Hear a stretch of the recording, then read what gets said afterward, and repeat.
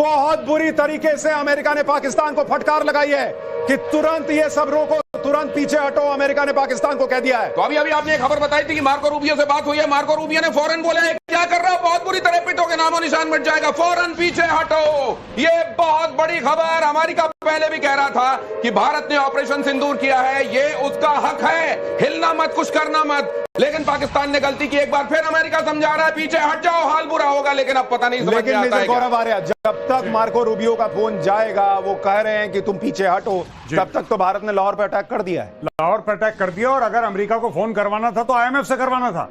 गलत कर दिया खुद फोन करके। आईएमएफ से फोन करिए, फट से पीछे हटेंगे। और बहुत बढ़िया करा। देरी हुई है, इसमें बचे कुछ ड्रोन भी पाकिस्तान क्या उड़ा देंगे। और एक और बड़ी इंपॉर्टेंट बात है सर, चाइना ने, सॉरी टू इंटरप्ट, चाइना ने पाकिस्तान से कह दिया कि हमारी इक्विपमेंट यूज करना बंद करो। हमने अफ्रीका से कहता हमारी काम करती इक्विपमेंट। नहीं, हमारी नाक कटा रहे हो तुम लोग। नहीं, आनंद सर, मुझे तो ये लग रहा था कि अमेरिका से पहले चीन पाकिस्तान को रोकेगा कि मत लड़ो भाई, क्योंकि तुम लड़ते हो, तुम पीटते हो, और पोल मेरी खुलती है कि रास्ते का माल सस्ते में ये चीन बना रहा है। JF-17 किसी को नहीं चाहिए, किसी को चीन का एयर डिफेंस सिस्टम नहीं चाहिए जो ना ड्रोन रोक पा रहा है, जो ना मिसाइलें भारत की रोक पा रहा है। चीन अलग एक्सपोज, पाकिस्तान अलग एक्सपोज। लेकिन सर एक बात बताइए कि कल पाकिस्तान के लिए एक बड़ी खुशखबरी आनी थी। IMF से उसको लोन मिलना था। जो आदमी रात में ये हमले कर रहा है उसको कौन लोन देगा? क्या उस पर भी अब संकट है? नहीं, मुझे लगता है कि बिल्कुल संकट है, 100% संकट है। और अमेरिका की अगर बात नहीं मानेगा, अमेरिका इसकी चूड़ियां कसेगा। और एक और बड़ी खबर मेजर भाई, एक और बड़ी खबर, सियालकोट पे बड़ा हमला हो गया है। सियालकोट में भारत ने बड़ा हमला किया है। लाहौर में 3 ठिकानों पर भारत ने बड़ा हमला कर दिया है। यानी अब ये वॉर है बॉस, अब इसमें कोई इफ बट नहीं है। सियालकोट में भारत का बड़ा हमला, लाहौर में लगातार सायरन बज रहे हैं। भारत घुस गया है पाकिस्तान में। लाहौर में ब्लैकआउट, लाहौर में सायरन, सियालकोट में भारत ने बड़ा हमला कर दिया है। मेजर गौरव आर्या, जरा सियालकोट की इंपॉर्टेंस समझाइए। देखिए, ये पाकिस्तान का एक बहुत बड़ा वहां पे कैंटोनमेंट है, इनके आर्म्स डंप हैं, इनके मिसाइल डंप है वहां पे। और सियालकोट पाकिस्तान के लिए बहुत बड़ी खबर, पाकिस्तान घुस गई भारतीय सेना। ये अज्ञात बॉर्डर पर पाकिस्तान के भीतर दाखिल हो गई भारतीय सेना। और देखिए मेजर गौरव आर्या को, ये इसका मतलब समझिए ये क्या है। ये अब पराक्रम का वो प्रदर्शन है जिसकी ताव झेल नहीं पाएगा पाकिस्तान। अज्ञात बॉर्डर पर कहा जा रहा है कि भारत की सेना, भारत की आर्मी घुस गई है। अभी तक तो कहा जा रहा था कि सिर्फ एयरफोर्स अटैक कर रहा है, लेकिन अब भारत की आर्मी घुस गई है। मेजर गौरव आर्या, एक बार नेवी बीच में आके कराची पोर्ट पे आग लगा दे, मजा आ जाएगा। एक बार नेवी वाले आप भी जरा अपने इसमें हिस्सा डालो। आर्मी अंदर घुस गई है पाकिस्तान में। INS विक्रांत है, वहां से करिए 15-20 BrahMos fire, set fire to the Karachi port. आग लगा दो कराची में, फूंक डालो पूरे शहर। मेजर गौरव आर्या, क्या आपको लग रहा है पाकिस्तान का नक्शा बहुत बुरी तरह बिगड़ने वाला आज रात? मैं बता रहा हूं, आज की रात देखना कयामत की रात है पाकिस्तानियों। सो मत जाना, आज की रात को कयामत की रात है। तुम्हारे सर पे मौत का नंगा नाच हो रहा है। नहीं, सो जाओ लेकिन एक आंख खुली रखना। हाँ, नहीं, पाकिस्तान के जितने बच्चे आज घर पे अपना मैप बनाने का प्रैक्टिस कर रहे हैं, आज बार रुक जाओ बेटा, आज बार रुक जाओ या 2-3 दिन और रुक जाओ, तुम्हें मैप फिर से सीखना पड़ेगा। ऐसी स्थिति बन रही है। मीरा जी आपको जोड़ना चाह रही है। सुशांत जी, बहुत बहुत अभिनंदन। भारत माता की जय। ये ललकार के साथ जय हो गया। जैसे अभी मेजर गौरव आर्या सर भी बोल रहे थे कि जैसे ही हमारा INS विक्रांत से हो, बाकी बच्चों के जो F-16 उन्होंने वहां पे ग्वादर में डाल रखे। अरे मीरा जी, आप कह रही थी S-400 का मिसाइल बड़ा महंगा आता है, ड्रोन पे क्यों खर्च करना?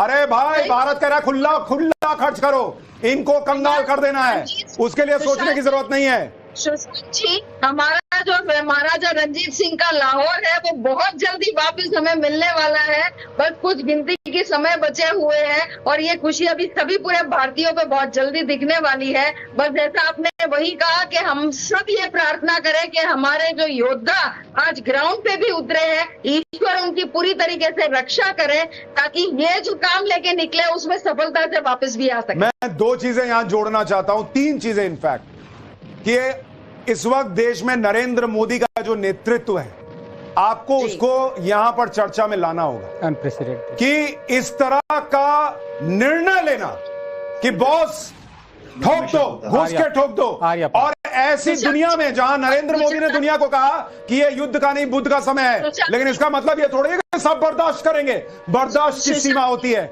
नरेंद्र मोदी ने टारगेट रखा हुआ था 2047। आप सोचिए कि नरेंद्र मोदी ने उससे भी कॉम्प्रोमाइज किया कि चल यार 2-4 साल एक्स्ट्रा लगेंगे भारत को तीसरी सबसे बड़ी अर्थव्यवस्था बनाने में या बहुत बड़ी इकोनॉमी बनाने में, लेकिन ये सब नहीं चलेगा। पहली चीज ये, पिछले 10 साल उस आदमी को आपको मानना पड़ेगा भाई। 10 साल भारत की सेना ने जिस तरह से हथियार बनाए हैं, जिस तरह से हथियार खरीदे हैं, आज उसकी ताकत दिख रही है मेजर गौरव आर्या। बिल्कुल अनप्रेसिडेंटेड है। मैंने पिछले, खासतौर से पिछले 7-8 साल में, 10 साल में से पिछले 7-8 साल में जितनी मैंने हथियार की खरीदारी देखी है, मैंने जीवन में नहीं देखी। हर तीसरे दिन अनाउंस, इतने 1000 करोड़ का ये, इतने 1000 करोड़ का ये, हथियारों का इन्होंने अंबार लगा दिया। और ये भी बात है कि 60-70% अब मेक इन इंडिया भी हो रहा है।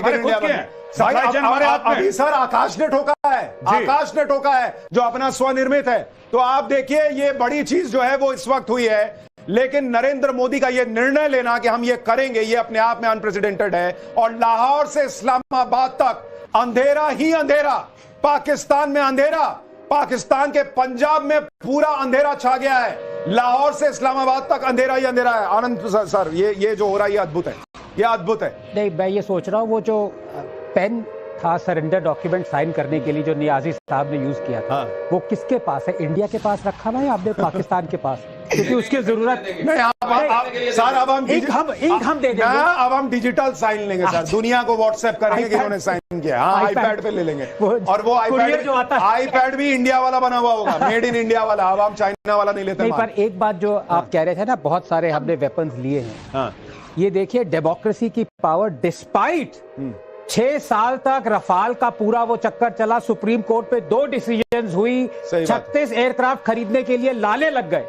Despite that we did not have a let up in buying what was important for. आपने जब कहा लाले के साथ लाले पड़ गए होता है, लेकिन आपने लाले लग गए, तो मुझको लग रहा है लाले तो आज पाकिस्तान के लग रहे हैं। पाकिस्तान के जबरदस्त लाले लग रहे हैं। F-16 मार गिराया है, उनके ड्रोन्स को मार गिराया है, और अब भारतीय सेना अज्ञात बॉर्डर से अंदर प्रवेश कर चुकी है। तो लाले पाकिस्तान के लग चुके।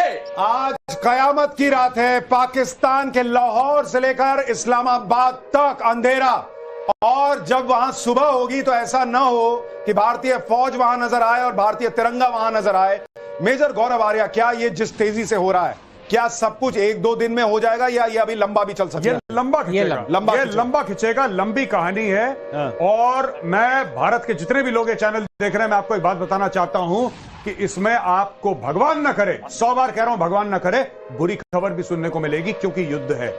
युद्ध है, युद्ध में दोनों तरफ बातें चलती हैं, लेकिन अंत में पाकिस्तान की जमीन पर भारत का तिरंगा लहराएगा। पहली चीज। दूसरी चीज, जहां तक मुझे समझ में आता है, आई एम नॉट 100% श्योर, पर इन्होंने पीओके का गेम कर दिया। कारण यह है कि जो कॉन्सेंट्रेशन ऑफ ट्रूप्स है, वो मैक्सिमम, वो 765 किलोमीटर का जो लाइन ऑफ कंट्रोल है, उस पे मैक्सिमम है, और उसमें उसने खेला कर दिया, मुझे ऐसा लगता है। और जो पाकिस्तान ने बोला है कि टैंक भेज रहे हैं जैसलमेर के थ्रू, वहां पे तो साहब हमारा स्ट्राइक कोर का जमावड़ा है। पाकिस्तान को यह नहीं पता लगेगा कि मिसाइल कहां से गई और कहां से आई। और पीछे